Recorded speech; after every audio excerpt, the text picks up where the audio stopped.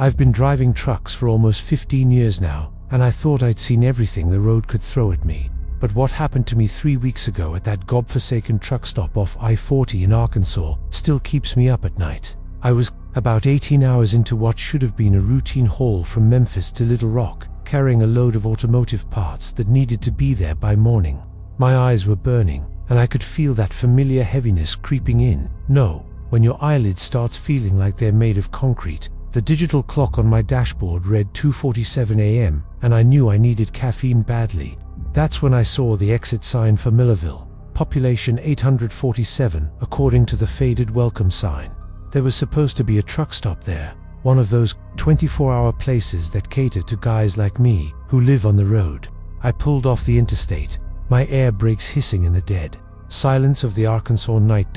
The place looked like it hadn't been updated since the Clinton administration. Neon lights flickered weakly in the windows, casting this sickly pink glow across the cracked asphalt parking lot. There were maybe 4 or 5 other rigs parked there, their drivers probably catching some sleep in their cabs. The main building was this low, rectangular structure with peeling paint and a sign that just said, Millerville Diner and Fuel, in letters that had definitely seen better days. I parked my Peterbilt next to a Kenworth with Florida plates and grabbed my wallet from the little compartment I keep it in. Force of habit.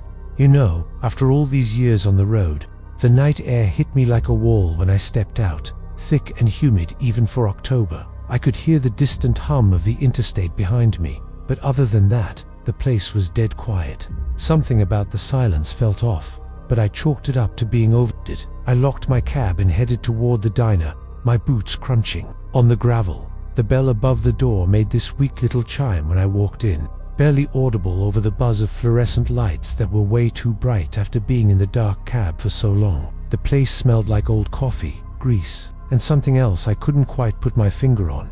Maybe stale cigarettes or just general mustiness. There were maybe 8 or 10 booths lining the windows, most of them empty except for a couple of other truckers hunched over plates of what looked like meatloaf and mashed potatoes. Behind the counter stood this heavy-set woman with graying hair pulled back in a messy bun, probably in her 50s, wearing a stained apron over a faded t-shirt. She looked up when I came in but didn't smile, just gave me one of those tired nods that said she'd rather be anywhere else. The whole place had this weird vibe, like everyone was just going through the motions.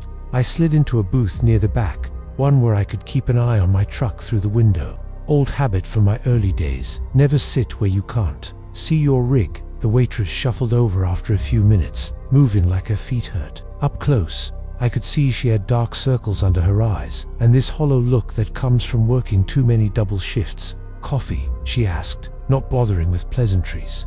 Her voice was rough, like she'd been smoking for decades. I nodded and asked for the largest cup they had. I needed enough caffeine to get me through the next 6 hours to Little Rock, while she went to get my coffee. I noticed this guy at the counter who kept glancing over at me, mid-30s maybe, wearing a baseball cap pulled low over his face and a flannel shirt that looked like it hadn't been washed in weeks. He was nursing a cup of coffee that looked like it had been sitting there forever, just stirring it with a spoon over and over. Every time I looked his way, he'd quickly look back down at his cup. Something about him made my skin crawl, but truck stops attract all kinds of weirdos, so I tried to ignore it.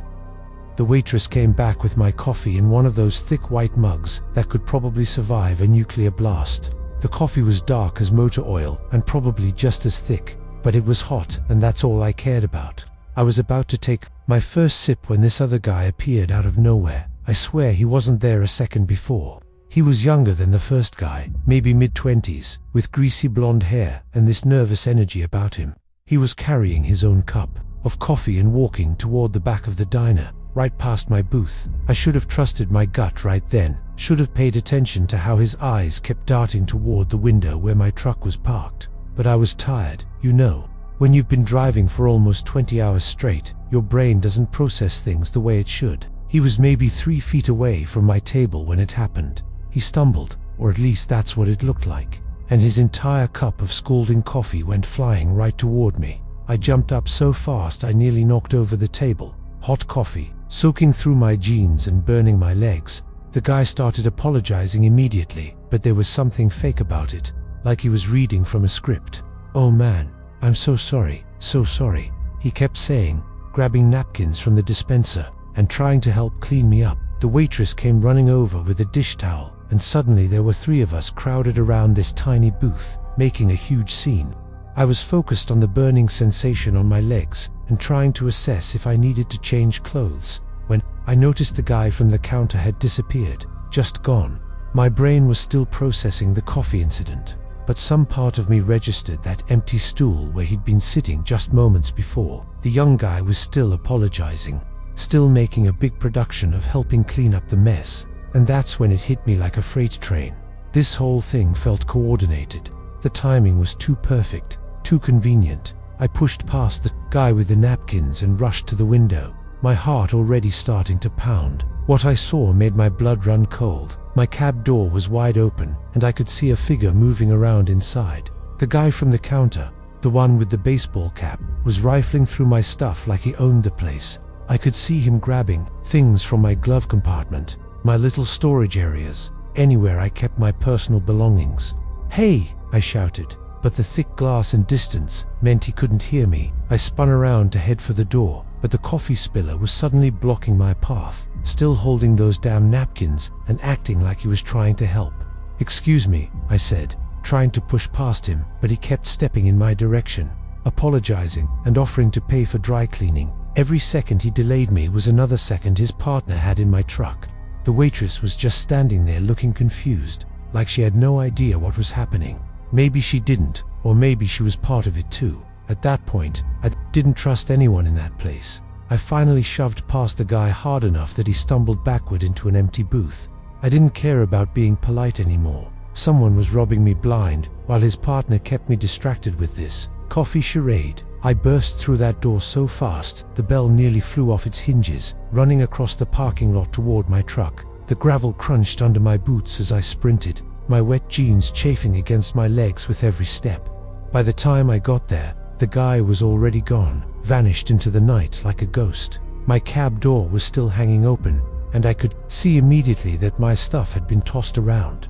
My logbook was missing from where I always keep it clipped to the visor. My wallet, the one I'd grabbed out of habit when I left the truck, was gone from the little cubbyhole where I sometimes stash it as backup. My thermos, my phone charger, even my spare reading glasses were missing. The guy had been thorough, hitting every spot where drivers typically keep valuables. I stood there in the middle of that empty parking lot, feeling violated and stupid, while the fluorescent lights from the diner cast long shadows across the cracked asphalt. I climbed into my cab and did a full inventory, my hands shaking with a mixture of rage and adrenaline. They'd taken my logbook, which meant they knew exactly what they were looking for, because most people wouldn't even know what that was, or why it mattered. Without it, I was technically driving illegally, and any DOT officer who pulled me over would have a field day. My backup wallet had about $200 cash in it, plus my emergency credit card and a copy of my CDL. My phone charger was gone, which meant I'd be driving the rest of the way with whatever battery I had left. But the thing that really got to me was my reading glasses. Those weren't worth anything to anyone else, but I needed them to read my maps and paperwork. It felt personal, you know, like they weren't just robbing me. They were trying to make my life as difficult as possible. I looked back toward the diner and saw the young guy through the window, sitting at the counter now, calmly drinking a fresh cup of coffee like nothing had happened. The audacity of it made my blood boil. I marched back into that diner ready to confront both of them. But when I got inside, the coffee spiller acted like he'd never seen me before in his life. He was chatting with the waitress about the weather, asking if she thought it might rain later. When I walked up to him, he looked at me with this blank expression and said, "Can I help you with something?" Like we hadn't just gone through that whole coffee incident 5 minutes earlier. I told him I knew what he and his partner had done, that I'd seen the other guy in my truck, and he just stared at me like I was speaking a foreign language. "I don't know what you're talking about, man," he said, and his voice was completely different now, calm, controlled, nothing like the nervous, apologetic tone from before. The waitress was looking at me like I was some kind of crazy person, and when I described the guy from the counter, she swore up and down that no one matching that description had been in the diner all night. "It's just been me, him, and those 2 truckers over there," she said, pointing to the guys with the meatloaf, who were now staring at me like I'd lost my mind. I felt like I was losing my grip on reality. I knew what I'd seen. I wasn't hallucinating or dreaming or having some kind of breakdown from exhaustion. There had been a guy at that counter, stirring his coffee and watching me. And then he'd vanished right when his partner spilled coffee all over me. But everyone in that diner was looking at me like I was completely nuts. The waitress even offered to check the security cameras, but when she led me behind the counter to this tiny back office, the monitor showed nothing but static. "System's been down for weeks," she explained, sounding genuinely apologetic. "Owner keeps saying he'll get it fixed, but you know how it is." I stood there staring at that blank screen, feeling more helpless than I'd ever felt in my life. These people had orchestrated the perfect crime. One guy creates a distraction while the other robs you blind, and then they gaslight you into thinking it never happened. The young guy was still sitting at the counter, and I swear I caught him smirking when he thought I wasn't looking. I called the local sheriff's department from the payphone outside. Yeah, they still had one of those ancient things, which should have been my first clue about what kind of place this was. The deputy who showed up 20 minutes later was probably in his 60s, looked like he'd rather be home in bed, and clearly thought I was just another paranoid trucker who'd lost track of his stuff. He took my statement with all the enthusiasm of someone filling out a tax return, asking questions like, "Are you sure you didn't just misplace your wallet? And how much sleep have you gotten in the last 24 hours? When I tried to explain about the coordinated theft, about how the coffee spill was obviously a distraction, he just nodded and wrote something down that probably said, "Crazy truck driver sees conspiracies everywhere." He did go into the diner to talk to the witnesses, but of course everyone stuck to their story. The coffee guy swore he'd just been clumsy, said he'd offered to pay for dry cleaning and couldn't understand why I was so upset. The deputy came back out shaking his head, clearly convinced I was wasting his time. The worst part was having to call my dispatcher at 3 in the morning to explain why I might be late with the delivery. I had to tell him I'd been robbed but couldn't prove it, that my logbook was gone but the police didn't believe me, and that I was stranded at some backwater truck stop with barely enough battery on my phone to make the call. He was surprisingly understanding. Turns out, I wasn't the first driver to report weird incidents at truck stops along that stretch of I-40. "There's been talk on the CB about some kind of organized thing," he told me. "Drivers going missing for hours, showing up later with no memory of what happened, or reporting thefts that nobody can verify." That should have made me feel better, knowing I wasn't alone, but it actually made everything worse. How many other drivers had been through exactly what I was experiencing?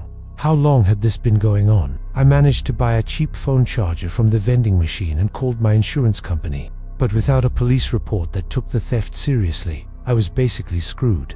I had to drive the rest of the way to Little Rock with no logbook, hoping I wouldn't get pulled over. I made it to Little Rock without incident, delivered my load, and tried to put the whole thing behind me. But here's the part that still gives me chills. About a week later, I got a package in the mail at my home address. No return address, just my name and address written in block letters. Inside was my logbook, my reading glasses, and a note that said, "Thanks for the coffee money."